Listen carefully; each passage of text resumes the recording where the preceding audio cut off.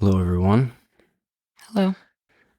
We are here in the home that I grew up in the Midwest, in Fairfield, Iowa. Um, and during this podcast, we're going to be talking about our mentors, our highest mentors. Um, Juno for me, and Merlin. Juno, my dog, and Merlin, my horse. And Stitch, who is my companion, my dog. And yes, we're leading with this podcast because it's more uh, leading with our heart. And I guess for us, that is something that's just been our kind of guiding light in life, definitely for me, and then especially with working with dogs. Less about the business and more about the heart and feeling. So I'll start with Juno. So he was actually the very first pack member of Oregon Tails. My sister started Oregon Tails at a park in Oregon, and she had just moved to Portland and didn't have a job, and she had a dog and her boyfriend's dog at the time. And so she was like, well, I got to take them out, so why don't I start a dog walking business? And she went to this local dog park and ran into Juno and his human companions. And at the time, he was, I don't know, maybe 7 months old, 6 months old, something like that. He was a puppy. And he was her first client. And I think I joined the business maybe about a year after she started it. And I remember hiking. I mean, he was a handful, to say the least. I'm going to get into that. But we would be hiking and we would joke around and talk about, like, what if it was the apocalypse, which dogs would we pick, or which dog would we pick in the pack? And Juno was always my number one. And it was just his tenacity in life. Like, he was trouble. He even though he was a handful, like every day, he came out 5 days a week. Even though he caused so much chaos and like was super challenging, I was still like, yeah, that's the dog that I would pick. And you didn't have a dog at the time. I did not have a dog at the time, yeah. But I mean, he would get into scuffles. He would steal things from other dogs. Like, he was the king. Or you could say alpha or whatever you want to call it. And like, he would eat dead fish. He would roll in dead fish. He would eat eat and roll in human feces if we encountered that. Like, it was just a mess. He was a mess. If you threw something, he would be the first one to get it. Yeah, he just had this drive and tenacity and awareness. Like, he saw everything, was aware of everything. And just carried himself just so confidently. And was he a puppy at this time? Yeah, he was still young. Yeah. And so anyways, so he was coming out 5 days a week with the pack and was still a hard, very challenging dog. And at the time, we weren't really doing anything with behavior change or training necessarily. We were just taking dogs out and having fun. And it was not structured really by any means. And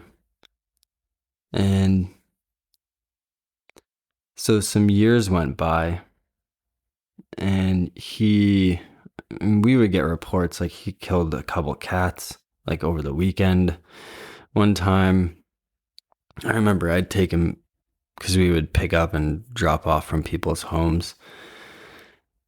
And like sometimes I wouldn't have a leash or something like that, and I let him out of the van and be like, "Stay with me." Like, however I used to do that, try to get him to follow me or whatever. And he would like see a squirrel and just take off. Anyway, so he'd kill cats. He would get into their cabinets. He would open their cabinets and eat their food. He ate like a couple trays of pop brownies on different occasions and had to go to the emergency room and get his stomach pumped, or like induced vomiting or whatever. He ate rat poison. I had to go into the ER for that. Like, he was just a handful. And they used a crate, and there was days when I would go into the house and he would be out.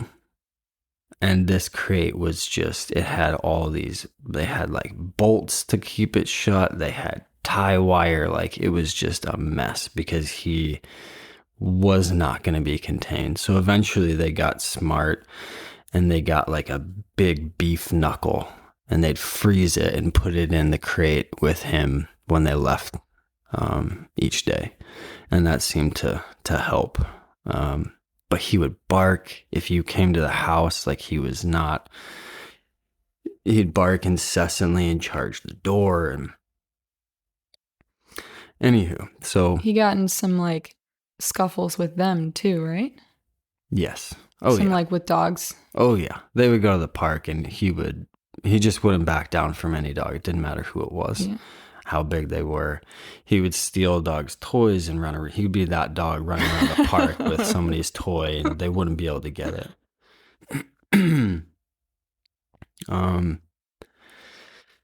But after about 3 years, they had a kid, and he was just too much to handle. And so they asked me if I wanted him, and I think I thought about it for maybe a week, because I was living with my sister and her boyfriend. We had a 2-bedroom apartment in Portland, and it was a big deal because we already had 2 dogs in the apartment, and he was a handful. Mm-hmm. And for whatever reason, I said yes. And I remember going to pick him up, and I put him in the van. And I remember just turning around, and he was just sitting there staring at me. And I was like, I'm doing you a favor. Like, let's learn to work together. Mm. I just looked him dead in the eyes and was like, I'm here for you. Okay. Like, I said, yes, like, I'm here. Let's do this. And let's learn to live together and enjoy life together. And so that's kind of when it kicked off. And I remember, oh man,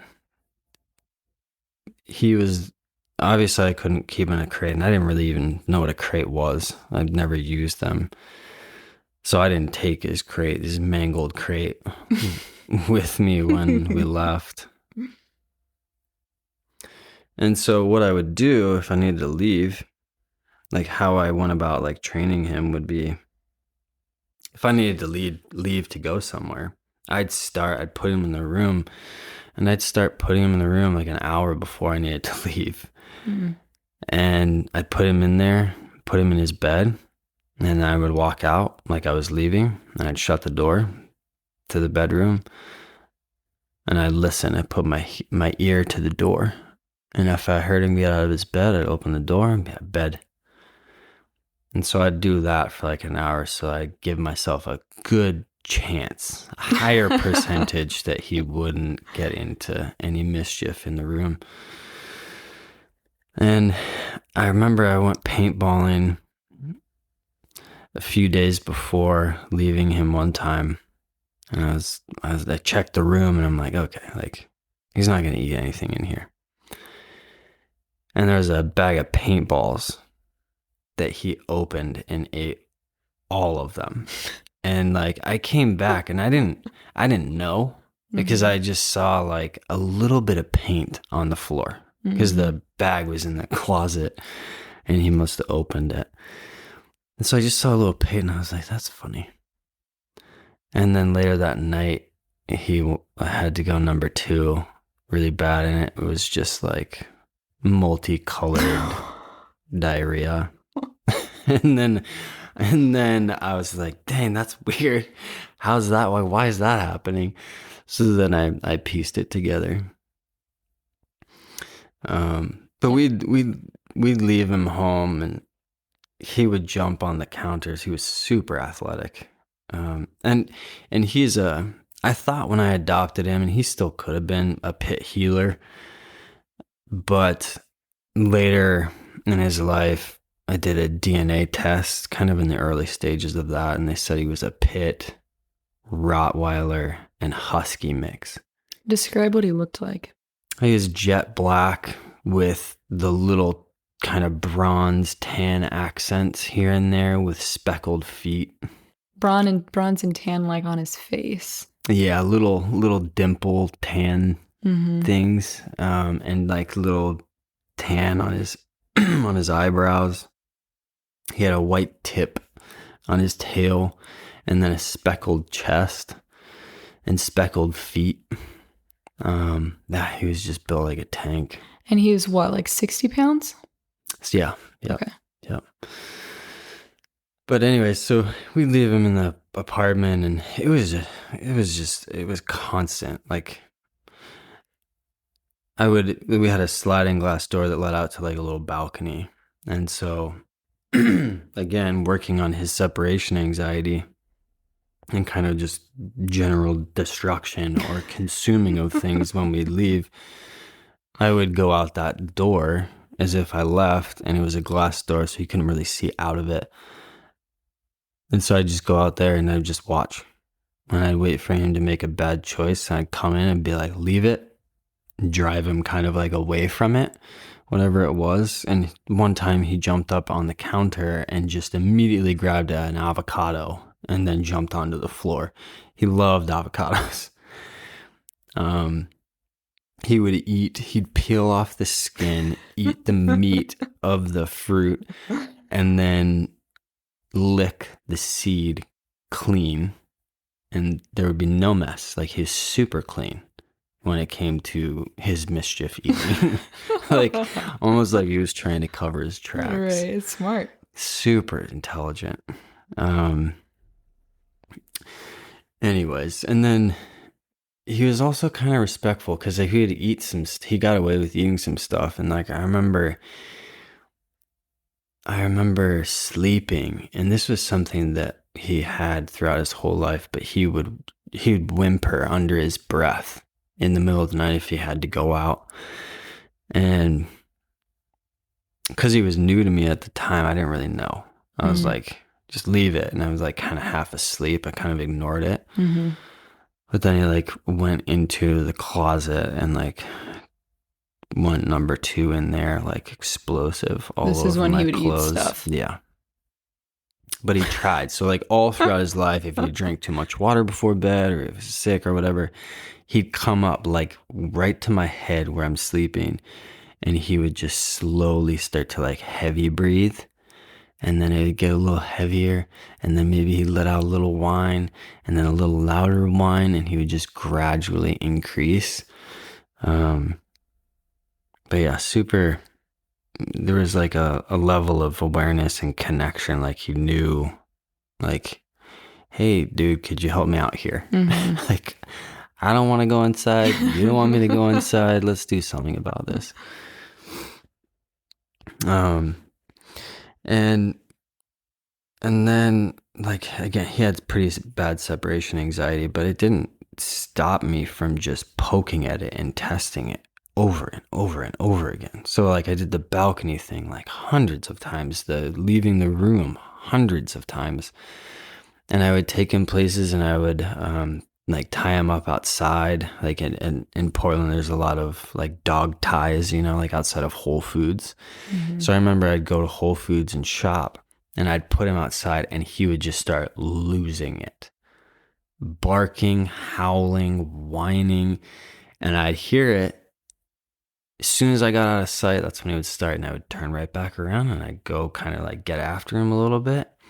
And then I'd go back inside and then I'd wait by the front door of Whole Foods for like 10 seconds. And then sure enough, he'd start again. And I'd go out and I'd get after him and then I'd go back in the store and then it would be like 40 seconds. And then I'd go out and then it would be like a minute and then 4 minutes. And it just built slowly each time. But it was just, I was dedicated to growing with him. Like, I didn't care what it took. Like, I was way more stubborn than he was. And I wanted to have a dog that I could just do anything with. And I didn't necessarily know he was capable of that, but I just didn't even care. I was like, look, we're in this together and we're going to do this. We're going to accomplish it. Mm-hmm. And he went everywhere with me. Like, we would go camping. In the summertime, there was like these little cliffs that you could go and jump off into streams. So I'd go and do that and he'd jump off with me. And if he didn't jump off with me, he'd like lose it and like run down and jump into the river or whatever it was I jumped into and just like be trying to climb on me to like don't do that, or like don't do that without me. Mm-hmm. And I remember I would go to CrossFit. I was going to CrossFit at the time, so he'd go to the gym with me. Like lots of exposure. I'd run with him. You also lived at that time on a pretty like happening street in Portland. Yes, very busy. And you went out. Yeah, I would go to bars and he would come with me. Like, yeah, we were very active and like I exposed him to like so much. Yeah. Like pretty much everything. I remember going to this thing called Speed Steel. It's at a gun range, like every like first of the month, and you shoot these metal steel plates for time.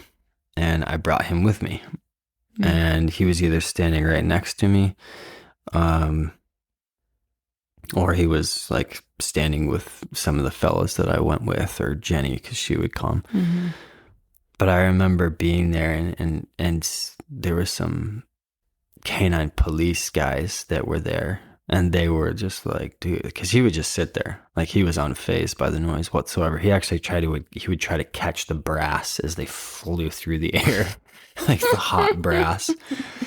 But the canine guys were laughing because they would bring their dogs and do that as well, their police dogs and whatnot. So yeah, he was exposed to a lot. And so like over time we just bonded like hard. And I remember you and I had just started dating and I was over at your house and I did have him off leash quite a bit. I shouldn't have. But I remember one time we were sitting in the grass outside your house and a cat came around the corner. That. And he took off after it. And I said, leave it. And I ran after him. And he had turned the corner. And then I came around the corner. And he was just dead stopped. And I was like, oh, wow. I guess we're getting somewhere. I remember that because I remember him running after the cat, and in my head, I was like, oh man, like That cat, fail, that cat's like dead. epic Yeah. fail. And you came back and you were like, he made a great choice. Like he didn't, he stopped. And in my head, I was like, but he still ran after the cat. And Right. like, I didn't, at that time, I didn't know much. Right. We weren't, yeah. Yeah, So we had just started dating, so you didn't know much about him. I didn't know And, much about him or about dogs. And I was like, isn't that a yeah. failure? And now I'm like, oh no, it's a super win. Yeah. And you were used to just great like puppies, like seeing eye dogs for the blind, Yeah, and yeah. you're like, I hadn't dealt with any he failed behaviors. miserably. He ran after the cat, Yeah. And I was like, but he didn't kill it. Like he didn't chase Yeah. it for Like, this is a few progress, Cole. blocks. Yeah. And this was like, I mean, the cat incident, I feel like that was maybe 4 months after you had him. Yeah, something like that. Not that long. I Hmm. feel like a lot of this stuff was happening like within the first year of you having him. Yes. Yeah. And yeah, so I worked my ass off. Like when I was with him 24 hours a day pretty much, unless was working on leaving him, and I wouldn't leave him for long periods. Like we'd leave him and like go grocery shopping, or like leave him and go to like a movie that was like an hour and a half long, not like they are today, which are like 2+ hours, Right. And then I'd hustle back and be like, did you get into anything, So the first year I just worked so much and made a lot of progress, but he would still get into scuffles here and there. I remember there was one pretty nasty one. One of the pack members that was late. And I was like, okay, meet me in this like parking lot. And he shows up, and before I could even get out of the van and get around to the sliding door, because we had a van, the client had opened the door, put his dog in there. And this dog and Juno, like I needed to be there to like Right. have a conversation with them, Yeah. and like maintain the energy and just kind of make my presence known. Yeah. I couldn't get there in time. And so these two dogs, and he was a purebred pit, and so they got into it. Juno like whooped him pretty easily, and he had like a puncture wound like on his head or like whatever. But he was when the switch went, like he was going for it. He was pretty calculated about it too. Super calculated. Yeah. Yeah. I did not see him lose anything that he got himself into. Most definitely. But nothing like crazy. Like I never had to go to the emergency room or anything like that.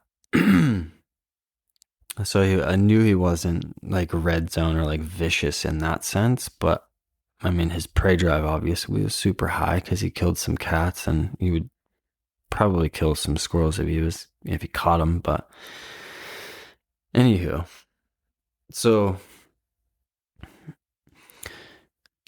worked a lot the first year, and worked a lot like pretty much for 3 years. I would say it took me 3 years to get him dialed. And to the point to where I really did not have to think about him much at all. Like I would take him in the city off leash. I would take him to anywhere off leash, and he would make good choices. Wouldn't get distracted by things. Like he would think about things and he's like, he'd process. He'd be like, am I going to do this? No, I'm not going to do this. Like, I'm not going to act on my old behaviors, but you could see him, the wheels spinning. Right. And so he just started making extremely good choices. But there was still, every once in a while, there were some things that would pop up. Like if a dog was pestering him and I wasn't there, or if I was too far away or something like that, I didn't catch it, then there would be an incident. But for the most part, after 3 years together, he was pretty golden. When do you think that last bit fell off? Like how long in? Because it did. Yeah. I'd probably say maybe at the 7-year mark, when he was 7 years old. So I had him like 4 years. Okay. So like one more year. One more year. Yeah.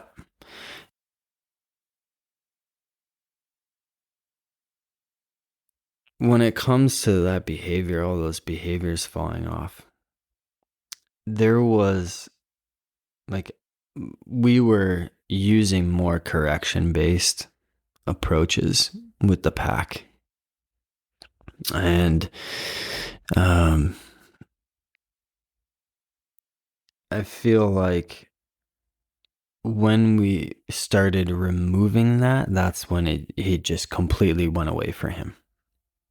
Mm-hmm. Like when I stopped using more physicality or being more dominant, I guess you could say, and then he's just like, oh, I like my person is no longer doing these actions, is no longer reacting in this way, and so I guess I'm not going to do that either. Mm-hmm.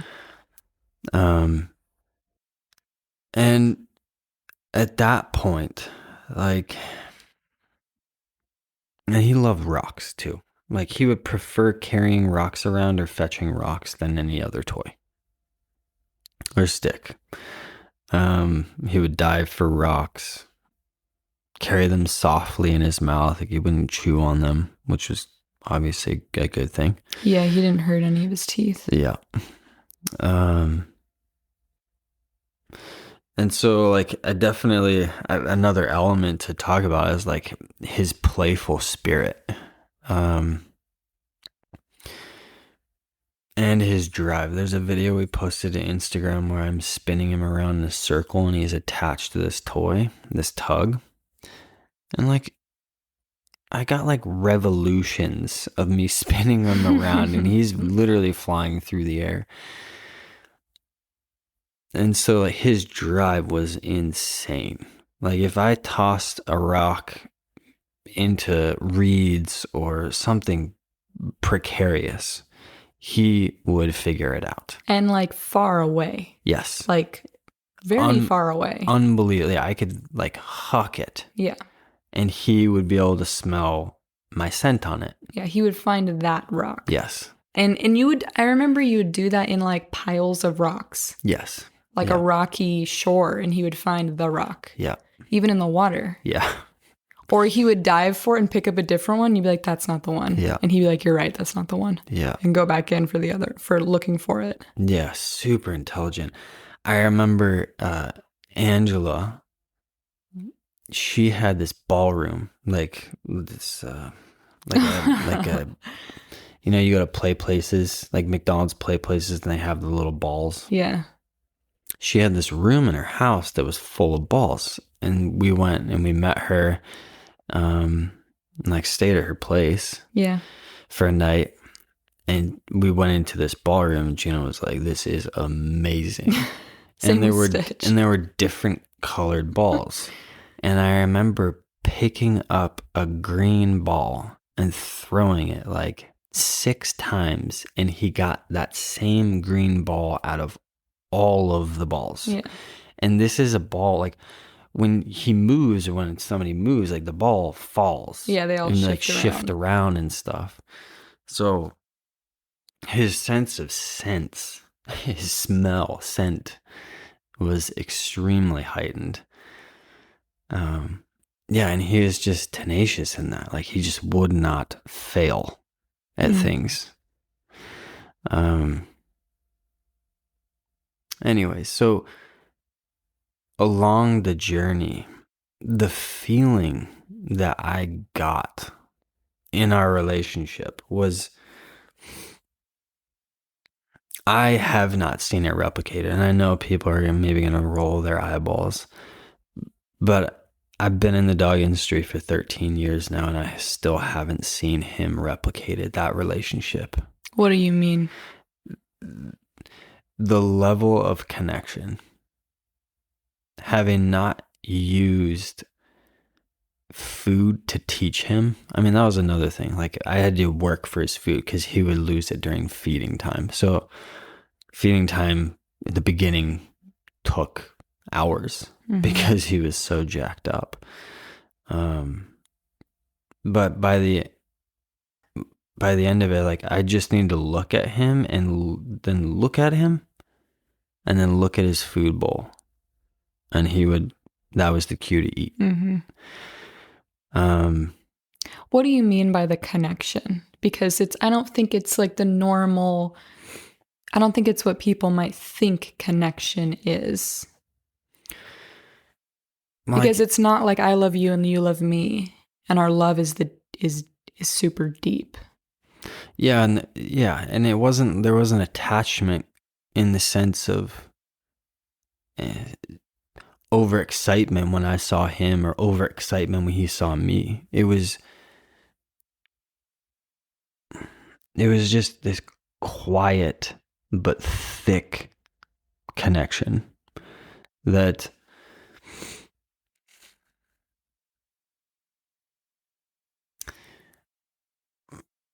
almost like just very subtle. Like the communication was extremely subtle. Like being able to look at him and look at his food bowl and have him go and eat, or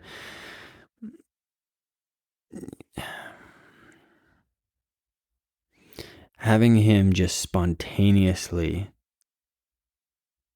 based on him observing me and living with me and spending so much time with me, like he would just know things as I thought them to a degree. I know that sounds kind of maybe ridiculous or far-fetched or whatnot, but he just knew me inside and out. And I knew him inside and out. And he had nothing left in regards to fear or animosity or over excitement over anything. Poor judgment. Poor judgment. Like, he was a finished dog. Yeah. In the most complete sense. Yeah. And I have not seen that to date. Me neither. And I'm not trying to brag about it because I can't put a tally on how much of that was me and how much of that was him. And I don't need to, and I don't want to.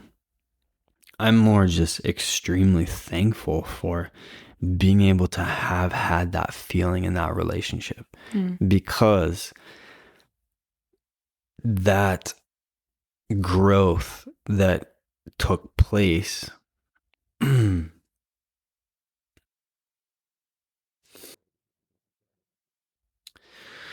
really set the bar for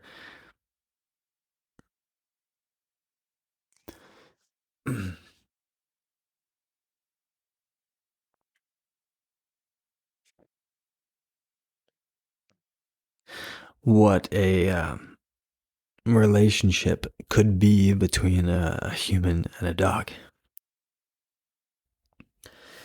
Like the depth was so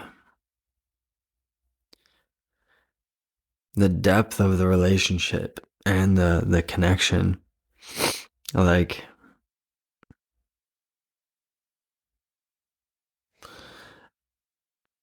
I guess, exalted or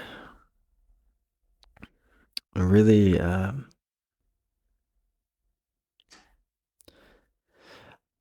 highlighted not necessarily just the relationship that a human could have with a dog, but what a human could have with another human, or what a human could have with life.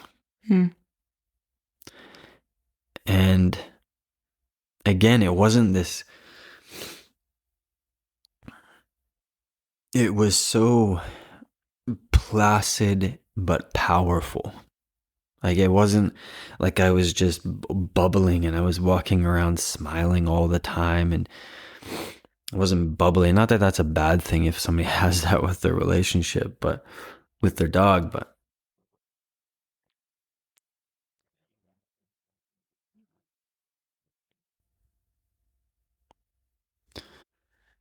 yeah, it's hard to put in words. The having a feeling of having so much trust in something else other than yourself, or just having trust in something Yeah. to that extent. Like, I did not think, like, I just knew that he would always make good choices. I literally knew that that was the case. When he was finished. Yes. Yeah. In any situation. Yeah. Like, whether he was meeting a new animal for the first time, or it just didn't matter what the situation was. And I didn't have to tell him what to do either. Yeah. Like, he got to such a place to where if he, like, I remember bringing him into this pen with this this donkey, because he was at the property for some nativity scene for Christmas. Like a local church. Yeah. And just for the night. And I brought him in there because I was like, you've never seen an animal like this before. And I came in and the little donkey came up to me and like was all cute. And then he saw Juno and just pinned his ears and bolted after Juno. And Juno took off and ran Away from the donkey. away from the donkey. Like, oh my goodness. Like, I see the body language of this weird creature coming at me and I'm out of here. And the donkey ended up catching him and like biting his butt as he was running, and Juno tumbled like a lot. And he just got up and like ran right over to me, but not in like a panicked kind of way. He just came over to me and he's like, you're going to protect me. Mm-hmm. And there was just kind of that level of decision making, whereas before he would have gone for that. Totally. He would have been like, it's on, right? Yeah. And yeah, so being in a relationship that developed to the extent that it did really nourished my soul and my heart and showed me that you can get to a place like that. You can have that feeling. And for me, like I said, that really raised the bar in regards to relationships. It doesn't matter what it is. Mm-hmm. I'm like, I want that for me and life. Having that much trust that life will work out. Mm. Having that much trust in like our relationship. Mm-hmm. My relationship with my sister, my mom, like students, trusting that they will find their way, Mm-hmm. you know? But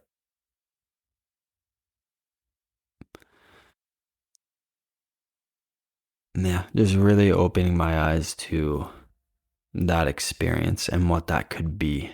And being able to walk around with an off-leash dog, like unless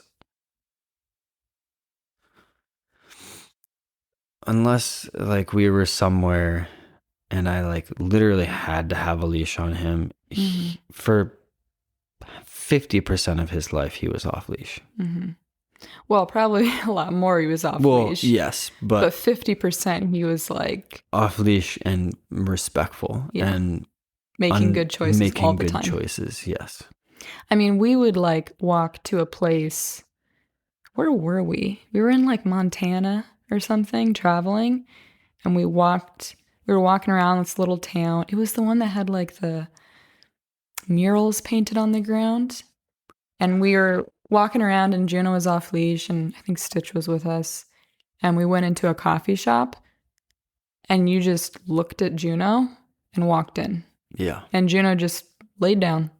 Yeah. And I was outside with Stitch probably.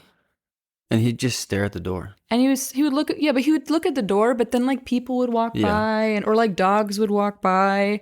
Yeah. Bicycles would walk by, like, or ride by. Just life was happening and he was just chilling. Yeah. He wasn't so like peaceful. hyper fixated on the door, like where's dad? Where's dad? You know?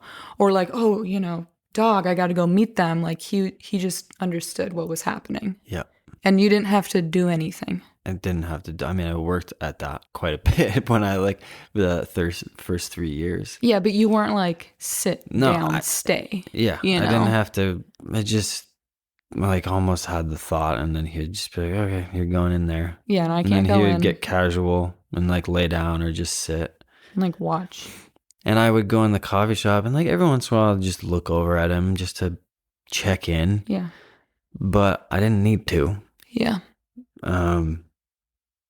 At all. And or like dogs would come by or people would walk by and pet him. Yeah. And he would stay down. Yeah. Like he would just be like, "Oh yes, pet me. Okay. If you want to pet me, go ahead. Like I'm indifferent." Right. You know, like do what you got to do. Right. But I'm just chilling here waiting for my human. Yeah. I remember a couple of years ago, you were working on renovating the barn and you were working like pretty long hours, taking everything out, cleaning it. We were having a lot of work done on it. And Juno was chilling with you. And I would go out and like take the boarding dogs, take Stitch out for a walk on the property. Mm-hmm. And I would pass Juno laying in the grass and I wouldn't call him over and you didn't tell him anything. He's just there with you. And I would go out and I'd be like 15 minutes away on the property. And like, here comes Juno trotting up. Like, oh, I felt like joining you for your walk. Yeah. Like, yeah, sometimes he would go and join you. Sometimes he would hang with me. Yeah. Or I'd pass back by the barn. He'd be like, all right, thank you. And then he'd go back down and hang out with you. Yeah. But like you could leave, you left him outside, like in the summer, you'd go inside, make smoothies or something. Yeah. And like the property owner would roll up with her grandkids or like contractor, she would go riding with like her girlfriends on horses. And he was just like, anything could happen out there. Yeah. And he would have a positive experience with it and make good choices about it, even if it was interacting with him. Yeah. He could problem solve and be like, what's courteous? What's like, how should I maneuver this situation? Right. On his own. Yeah. Yeah. Yeah. I remember one time at drop-offs, I was chatting or doing something and Juno was laying in the sun. It was in the summertime. And I was having a conversation. I turn around and there's this little kid who's now laying on the ground on his stomach, face to face with Juno, just petting him, staring at him. They're both laying on the ground. Both lying on the ground.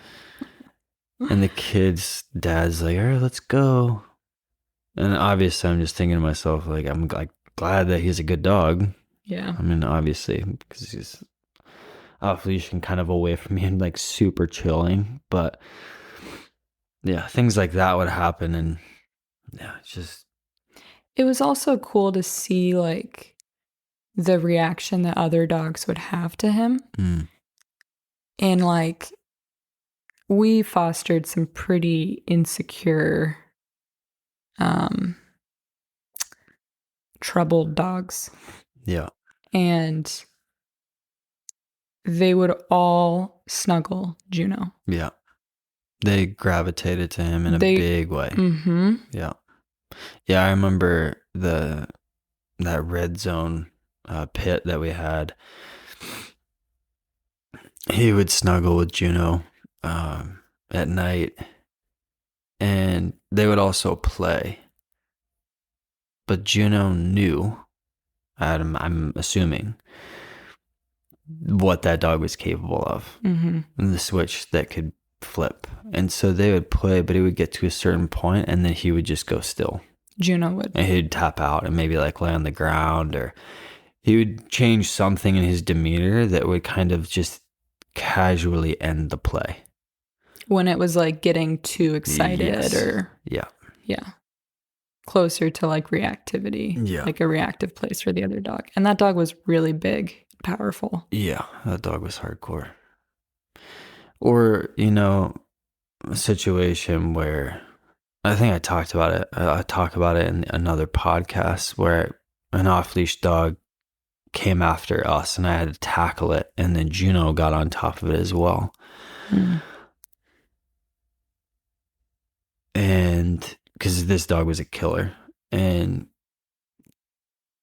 then at the same time, I would maybe go and break up a dog scuffle at the park or like whatever, and he wouldn't do it. Yeah. And like just had the ability to discern different situations, where that dog was coming to attack us. Mm-hmm. And he was like, I'm down. Mm-hmm. And then similar situation, but not, where he's just like, oh, I'm going to not help you because you've got this, anyways.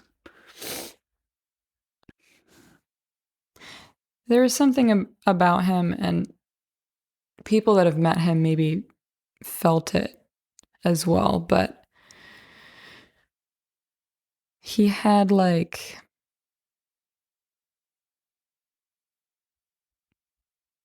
I met you the week that you got him. And so I felt very blessed that I was able to like watch your whole relationship happen. And he had an energy about him that made me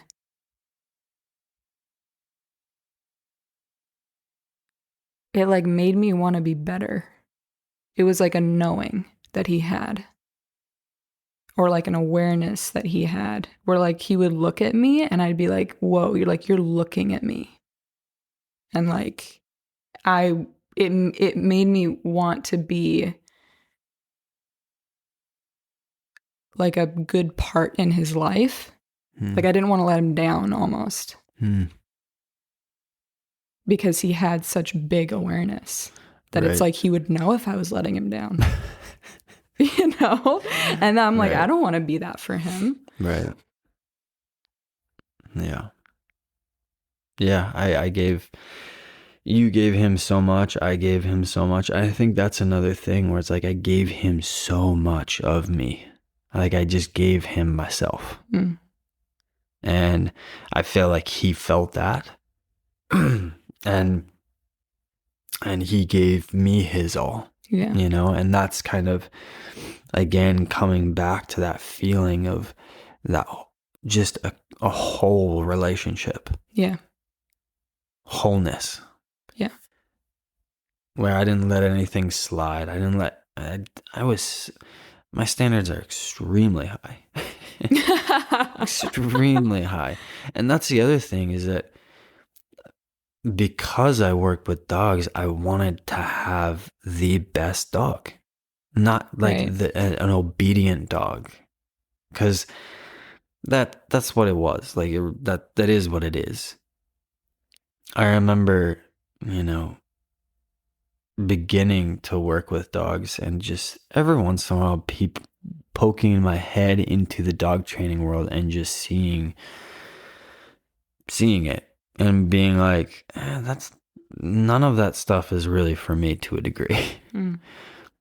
And not having a visual of what a relationship I felt could be.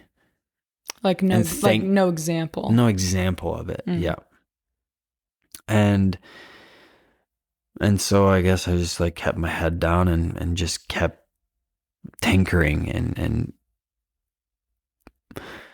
keeping my standards high and just having a feeling like this can be better. It can be better. We can be better. We can be better. We can be better. We can be better. And I wanted to get to such a degree to where there was just no question of what it could be Right. and like how complete it could be Right. as like a business card to a degree, like he was my business card, like my companion, Yeah. like my relationship with him was, I mean, he in essence is my mirror. Yeah. He reflects what I'm capable of as a dog handler. Yeah. Um, in so many words, So in that sense, I just wanted to continue to grow and help him elevate himself. And so I guess we just kind of kept doing that and got to where we did. So What's cool about him, I mean, along the lines of what you're talking about, I feel like I had a similar realization or reflection in seeing it through you two. In seeing your relationship, I feel like that rose my standard of relationships because I saw what was possible in what you two had. Whereas I feel like you created that on your own. I was able to look and be like, oh, there it is. Like, there's the example. But like with the way that we work with dogs, we talk a lot about like neutral and awareness, and I don't know. I feel like there can be a feeling, yeah. But like that neutrality, because he had so much neutral. Yeah, he had so much of it. It was pervasive. But he had the biggest personality out of maybe any dog I've seen and met and felt, because it was completely uninhibited. Yeah. Like, you used to say this years ago. You'd be like, he has the most boundaries and the most freedom. Yeah. And his boundaries aren't like, sit over here, be in your bed, jump on this, rah, rah, rah. It was like, here's your etiquette, like be a good citizen, like treat other beings with kindness and compassion. Yeah, I haven't thought about that though. I remember saying that. You used to say that all the time. Yeah. Yeah, he was a dog that I didn't know any other dog who had more boundaries than him. Yeah. But he had more freedom than any dog that I knew. Yeah. And so it's like that, again, we talk about this a lot, but this foundation of being able to come back to the self or come back to neutrality, come down. But then it's like from that place where you're not, you don't have things like fear or insecurities or reactivity or big bouts of emotions coming up in your existence like Juno. You just have yourself and your personality. Yeah. And so he was so expressive, and like you were saying with like the rocks, like he played so hard. Yeah. And he had so much fun. Yeah. He had so much fun. Like all the time. Yeah. And not like jolly, like, just like a goober. Yeah, like a goober fun. Which is fine, but it just wasn't his style. Yeah. But he was goofy. He was super goofy. Like he would push his rocks around and make these like funny noises as he pushed them around. Yeah. And like make up games for himself. Like he would put his rock in bushes just to make it more interesting. Yeah, if I was working with a dog or something like that, he would play with himself, like Or yeah, preoccupy like himself we'd with be sitting around something. a campfire at like midnight Right. and he'd be off in the bushes playing with himself. Like Right. having and then he'd come out like an hour later panting, just like, oh my God, I was having so much fun by myself. Oh man. Or like I remember Jenny and I would be on the river, John's sister, and we'd like bury a rock for him. And I remember him looking at me and just being like, really? Like, that's so easy. And he'd just like tap, tap, tap on the ground, and there's the rock, and then pick it up and drop it again and be like, make it harder. Like, come on. Right. Yeah, I remember. Oh man. So I remember doing this hike up in the like Rainier National Park, and we got to the top of this kind of ridge, and then it just fell off into like this big snow bowl. Mm. And I remember getting a rock and just throwing it as far as I possibly could down this massive slope. And he just took off and like slid down. And he became like the tiniest little dot. Mm. It was that far. And then, I don't know, 20 minutes later, because I saw him, it was just like a giant snowball. So it's just like this black dot running around, you know? And like 20 minutes later, he came back with that rock. Mm. Like, yeah. Yeah. And he like would play and spar with like dogs. It doesn't like, matter what the dog was. Yeah, dogs in the pack, dogs at dog parks. He could like, play with puppies. He could play with giant breeds. Like, yeah. And he could would. scale. Yeah, he and would. he would. He enjoyed it. Yeah. But yeah, he was uninhibited by any fear, overexcitement, like anxiety, or like intensity for a particular thing, like food or this, or like he could break away from anything, leave anything, you know? But it wasn't a dull wholeness. It wasn't a dull neutrality. It was so lively. Yeah. When if you wanted liveliness, he could give it to you in an instant. Yeah. So there was just so much kinetic energy flowing through his physiology. But if he was just sitting there observing, it was just emanating. Mm. So anyways, I could go on talking about him, and I feel like I'm not doing him justice. I feel like we could talk about him for but a day and we wouldn't be doing him justice. Yeah. But yeah, I'm just very thankful that we're actually doing this podcast, and I'm sitting right where he passed away here at home. Yeah, he passed away. Like, he was great. I was playing fetch with him with a rock, and then like the next day I was like running him on the bike. He'd run next to me on the bicycle out here in Iowa. Because he loved to run. Yeah, he was down to go. Like, loved it. Even right up until he died. And then I took him out one evening to go to the bathroom before bed, and he just laid down in the grass, and then within 24 hours he was gone. But he went so smoothly. So smoothly. Just, yeah, quiet. And I'm sitting right where he passed. So, it's perfect. Yeah.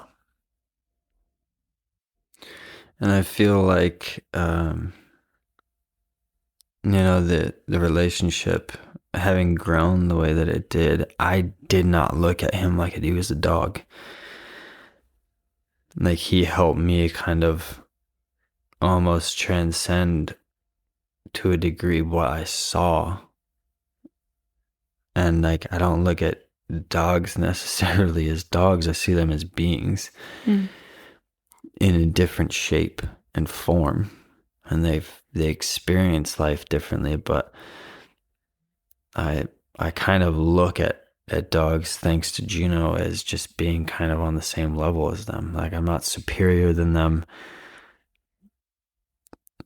We're just beings living here in life and learning and growing. And yeah, just very thankful for everything that he taught me and showed me. And yeah, Yeah. so It was an honor. a big, big, big honor.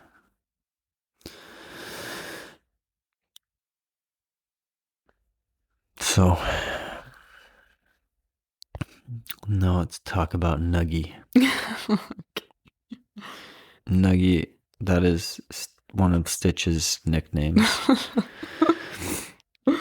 Or Nugs. Nugs or Nuggy. Yeah. Yeah.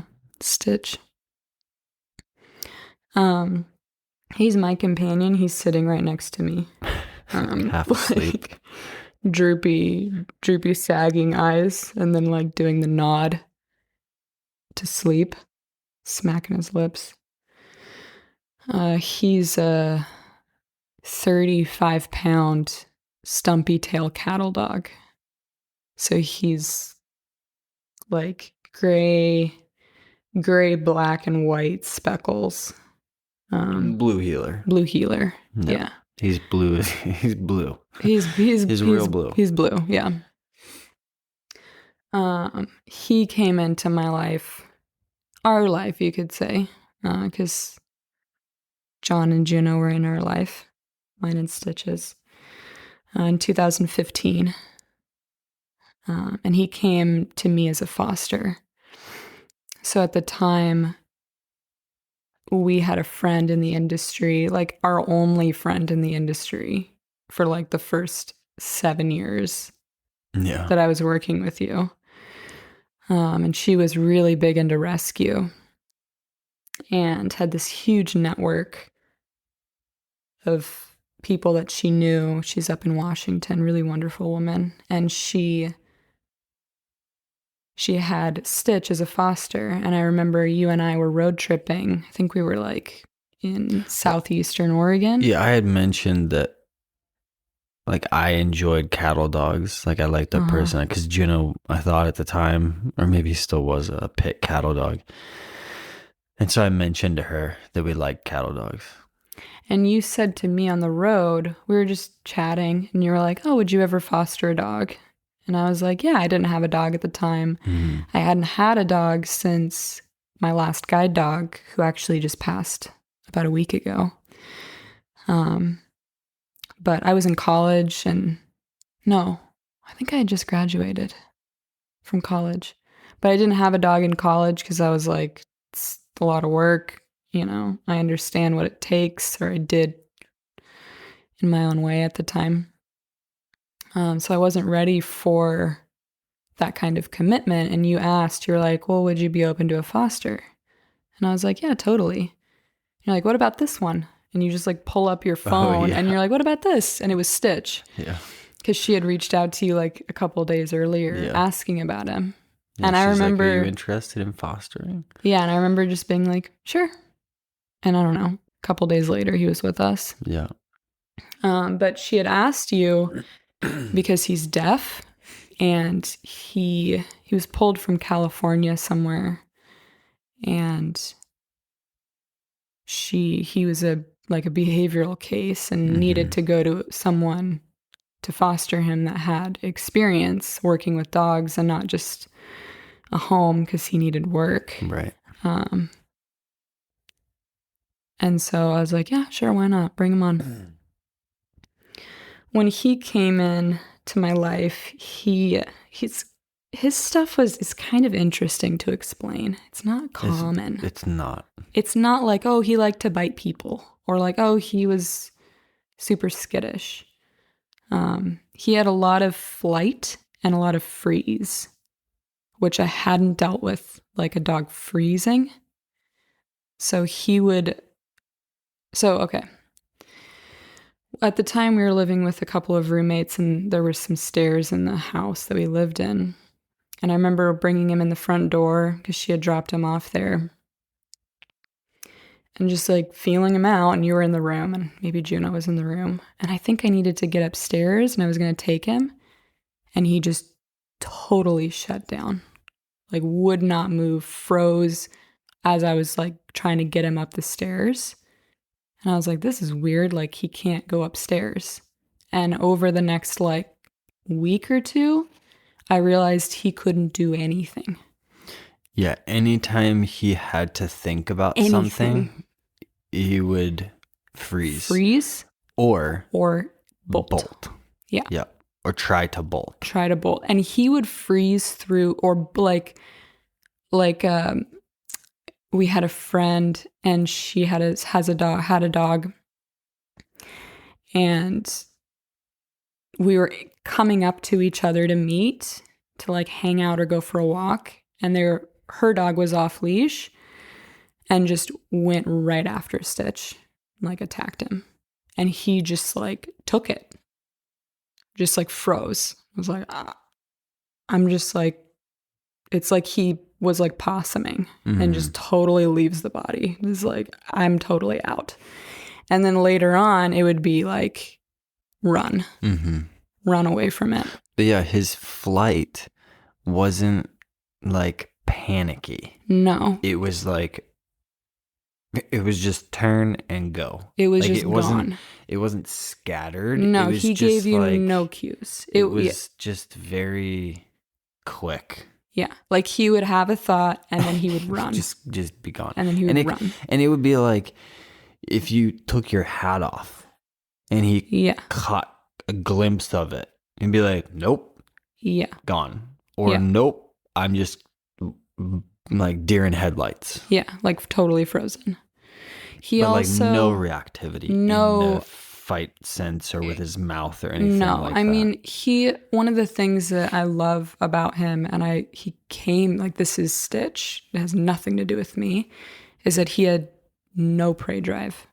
He had a phase where he wanted to herd, but he'll like cats will come up and boop him in the face. And he's like, hi, I love you. He sees a squirrel, nothing. A bird, nothing. Yeah. Like a deer, nothing. Cows, nothing. Like no drive to kill. Like babies, nothing. And when I picked him up, he was still like, he needed to get some vet stuff done. And like every vet he walks into from the beginning, it's like everyone falls in love with him.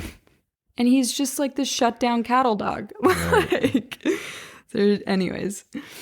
So he had the freeze and he had the flight, which is super challenging. The flight when he's deaf. And we run an off-leash service. Yeah. Like, there was no part of me that was like, he's going to be on leash for his life. Like, he's going to be off leash. And he's deaf, and we're going to figure it out. And he has like severe flight. That's just like. Yeah, there was no question. No. It was just. Even though he was down a sense, we're like, whatever. Yep. Like, you're just going to treat you like a normal dog. We have to do things differently. But although I did have a moment where I was like Googling, are there like dog sign language books? Because it's like, what cues do I use for him? Like, what do I teach him as a cue for like anything? Like recall or whatever. He also had this thing when I got him where he wouldn't look above your ankles. He wouldn't look above ankle level. Like 1 foot was the world. Yeah. He would not look to your shins, to your knees, to your face. Eye contact was like yeah, freaking right. Yeah. There's like, that's just like light years away for him. Yeah. Like it was like he was in flight all the time. And I remember the first walk I took him on was a meetup. We used to do meetups with the pack where we'd all bring like. Our whole client base, all of our pack members to go for like a big pack walk, basically. Yeah, on the property. Yeah. And it was like the day after I got him. And he pulled like a freight train the whole time. And I remember trying to socialize with a new client, and I'm like, what is this dog? He's just a tank. Yeah. Like, legitimately just like in flight the whole time. Mm-hmm. Like, I gotta get out, I gotta get out, I gotta get out. I'm like so checked out. So that was super challenging to connect with him. Was he food motivated? No. No. He wasn't until later. Right. So he wasn't, and we weren't working with food. Right. But like I was trying to remember, 'cause, like feeding him, he was just kind of like, I hand fed him. Right. For a long time because he wouldn't eat. Right. Yeah. Like super, super shut down. Or like we do the run, and I think he started before the run existed. But when we started the run, no freaking way. Like right. I would get onto the side-by-side or into the vehicle or onto a horse or like onto the couch, and he's like, she's gone. Yeah, you she's literally gone. Disappear. Like, and his eyesight's fine. His eyesight's totally fine. His eyesight's fine. He could not see me. He'd be looking at me in the face and be like, where are you? Yeah. And like, very bizarre. Very bizarre. Like severe separation anxiety. Not like I'm going to kill myself jumping out windows, but like if I can't see you, I'm going to freak out. Yeah, I remember. Like I'm going to be a long barking. journey. I'm going to be pacing. I'm going to get frantic. That was a long journey. Very long, yeah. It was a very long journey. Lots of work. Very similar to what I went through with Juno, though. Yeah. I mean, he was never in a crate, so I don't know what he would have done. Right. If he might have tried to bust out. Mm-hmm. Yeah, serious separation anxiety. And then just like trying to connect with him. Like it was a really slow build out. Because when he did start connecting with eye contact, if I took a step away from him, he couldn't connect. Or if there was a barrier, like a fence, like a low fence, and I'd like get onto the other side of the fence, he couldn't look up. Mm-hmm. Like it just didn't exist in his world.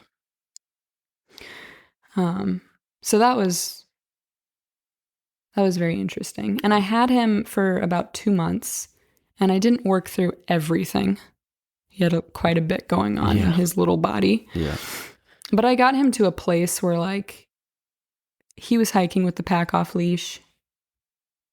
He had good recall. He was starting to like connect more. He was walking well on leash, like just some basic stuff where I'm like, all right, like you're better. And you could go to a home and do great in a home. And so at that time, I was like, I'm not ready for a dog. You're a foster. And the woman that I was fostering him through found this family that there was a woman and a daughter, and they were adopting each other. Like it was a foster daughter, and then they were making the choice to become a family and like adopt each other. And they wanted to bring a dog in as well and like all come together. And the mom, she worked in special ed, and so he was going to go to school with her. And I was like, this is amazing because he can be with her. And he loves kids. So he gets to like have some kind of fulfilling life.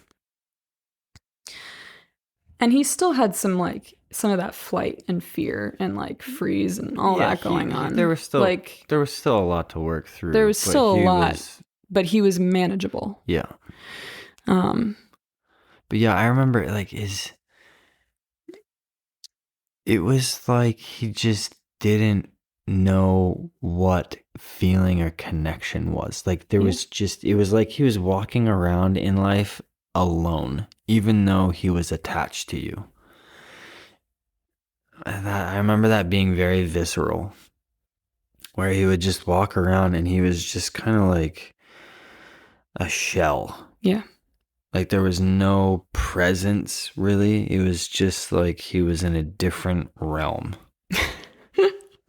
Like in totally. in in his body, but like not there, Yeah. you know? And like I'd be on the other side, like, hello, I'm here, I'm here, I'm here. And he would just be like, you don't exist. Yeah, just Like you're on a different dimension. yeah, super bizarre. It was very bizarre. And it was really challenging for me because he's deaf. So like it's not like I could make noises or like snap him out of it. Like he would just, and you could see him. Like he'd be kind of out of his shell moving, and then you'd ask him to do something, or like he'd have to think. Yeah. He'd have to think rationally, and you could see him just go into himself. Fade away. And just like totally, like you're like, oh, there he goes. He's gone. Dissolve. Like, yeah, anything new. If like you were like teaching him how to jump into the vehicle. Oh, God. Like, forget about it. Forget about it. Just anything new. Yeah. It was like starting completely from scratch. Yeah. With a brand new dog. Yeah. Absolutely everything. Everything. Everything. Going upstairs, going into the water. Yeah. Walking on leash, being off leash. Yeah, because you would teach him to go up one set of stairs, but then if it was a different set of stairs, you'd have to start all over again. Yeah. Or like the next day, he'd be like, oh, I'm frozen. Yeah.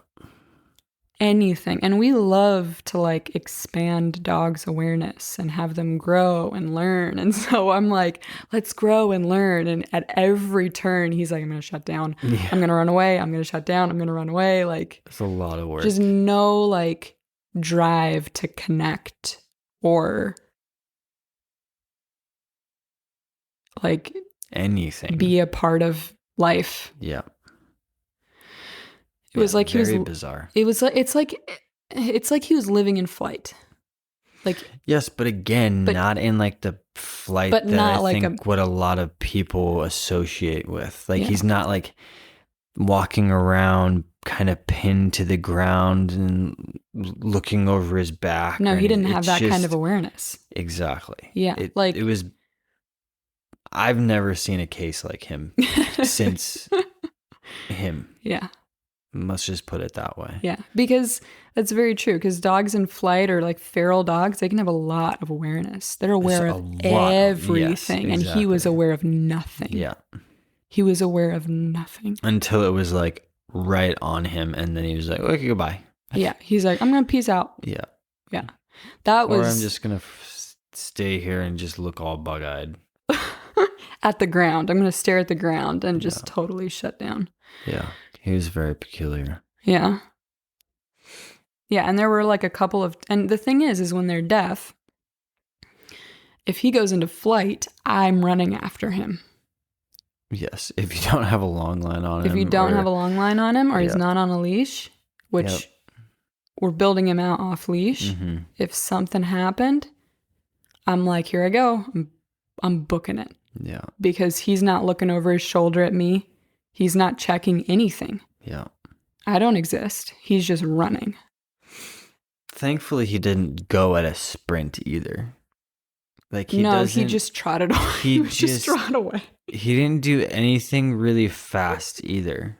Like if something spooked him, he would just, again, like I said, he would do a 180, not quickly, but then he would just start trotting, not sprinting, but like running. Yeah. He'd run. Yeah. But it wasn't a full tilt. No, it wasn't like out of fear. It's like it wasn't out of this frantic like bolt.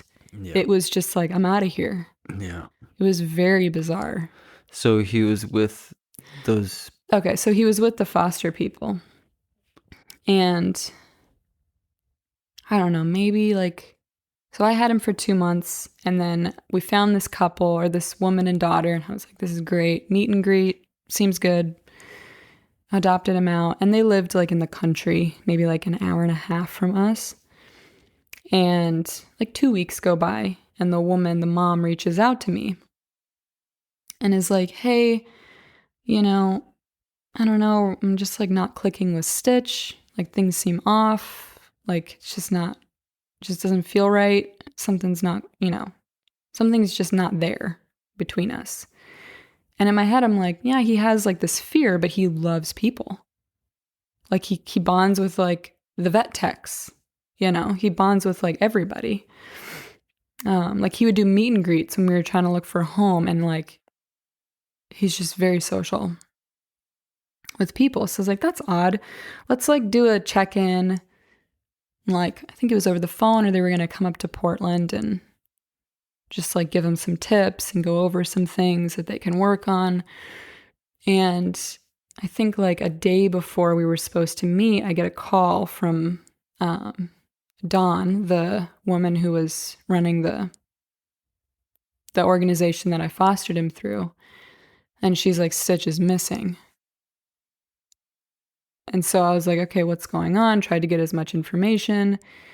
I think I drove down to where he was staying that day or the next morning. I think I heard in the evening. And it was as soon as I could, I drove down there. Met up with the woman. She was probably embarrassed.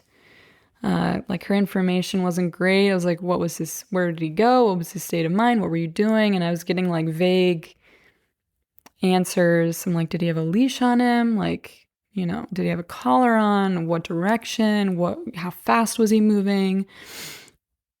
Got like some, like he went that way, and I don't know, we were just going out or something. Pretty vague. So I like went driving around looking. Again, I can't like stick my head out of the car and call for him because he's deaf. So I was just like there with my windows down, looking for him. Maybe like a scent would draw him out. I think I drove down 3 times and you drove down twice to look. And just drive around, and like I think I drove down and you drove down with some of our pack members because we were like with the windows down just to get the scent out, and maybe we'd draw him out. But and he had been sighted by this reservoir kind of on the outskirts of that town. And we're in the location is like pretty country. Like it's very quote unquote wild. It's like farmlands. Yep. And like state park land and whatnot. Yeah. So there are like cougars there. There are coyotes. There are big highways. Yeah. Yeah. So he was last sighted at this reservoir, and that's where we did quite a bit of walking. And this woman, Dawn, was amazing. She had maybe 100 people out there. Yeah. 2 days in a row looking for him. Yeah.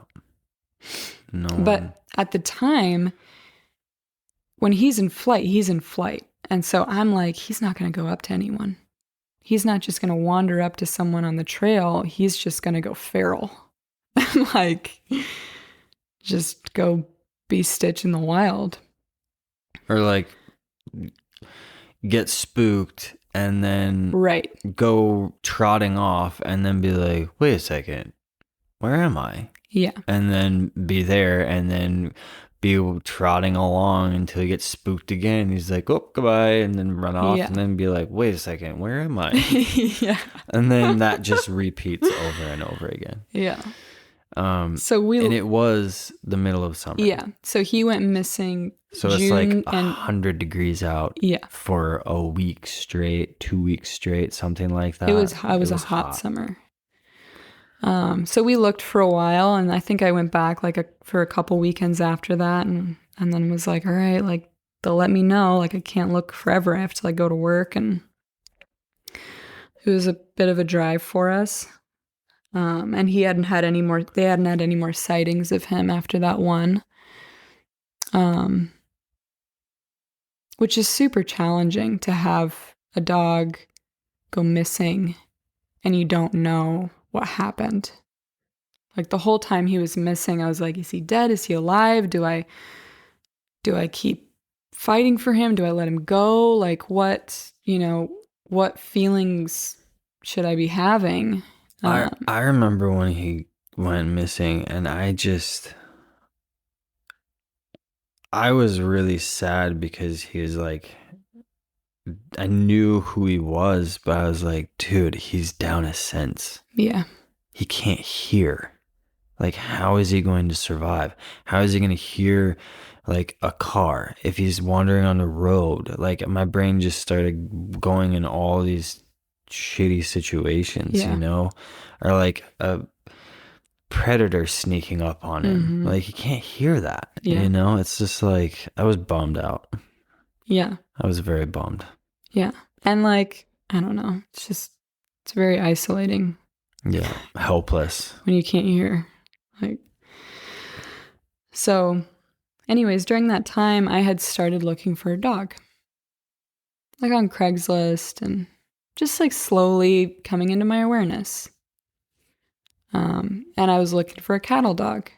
And I'd look at cattle dogs and, you know, different ones that would come up through rescues. A lot of it was Craigslist at that time because, again, like our world was so small.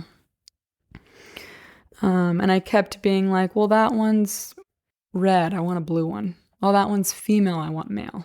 Oh, that one's got a tail. That one's not deaf. And I'm like, I'm just looking for Stitch. So he was gone for 2 months, 60 days. And he was found, eventually, he got hungry enough where he wandered into some gentleman's barn and started munching on his cat food that he had like laying around somewhere. And I'm going to throw this in. If maybe you believe it, maybe you don't. I'm just going to put the information out there.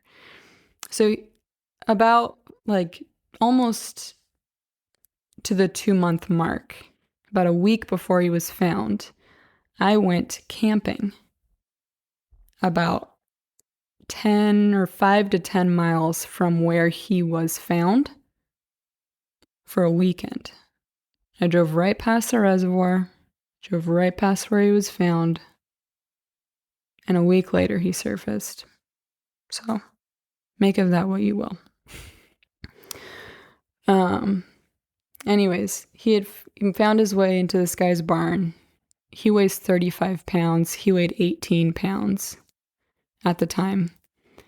And this woman, Dawn, the gal who I fostered him through, she reached out and sent a picture of him and was like, we found Stitch, because her network was so huge that it pinged. Someone knows someone, you know, Facebook groups or whatever. Got back to Dawn and she's like, I know this dog. And the woman who we adopted him out to, technically, he was hers. So if she wanted him, she could have him. And I remember being like, oh man, like I really want him.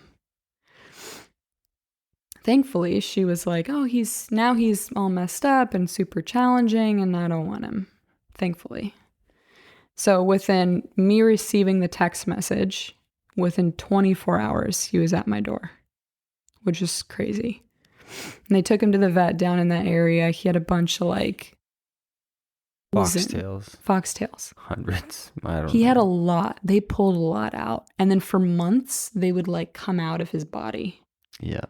Yeah, like, they were like eject from like his paws and like his ears. Like they pulled so many out, and then more just fell out of him. And he was like just skin and bones, like just completely emaciated. Yeah. I can't believe that he survived 2 months. He had like that hot of a summer. Some kind of fish poisoning. Like the woman at the vet was like, he was probably like eating dead fish at the reservoir. Anyway, so he had a whole new thing going on. He was super food motivated now. Right. I had to like work him down off of that excitement for food. Was building his weight back up. He like now nests, which is very cute and very practical. Yes. So when he's tired, or especially like when it's warm out, he'll kind of dig down like a layer. I mean, he'll dig anything. Like if he's tired, it's carpet. If he's tired and he's on tile, he'll scrape at the tile. But like anytime he's tired, he'll do that first, and then he'll curl up in a little ball. But yeah, he didn't do that. He didn't do that, and he'll do it before. He didn't do that before he went missing. And when he's hot, he'll do it like at the beach. He'll dig down a layer and then get to the cool earth and then nest in there. I was so pumped when he came back. Yeah, me too. I was so pumped. Yeah. I was in shock that he made it. Yeah. Like, again, bringing it back to like him being deaf, I was just like, are you kidding me? How? Because there are highways, because there are predators, like, and just knowing who he was. Yeah. And like not having a whole lot of quote unquote awareness and intelligence, you know? I was like, I was so excited. So he came back.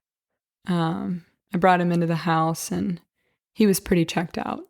Like, he didn't recognize us. He didn't know where he was. Like,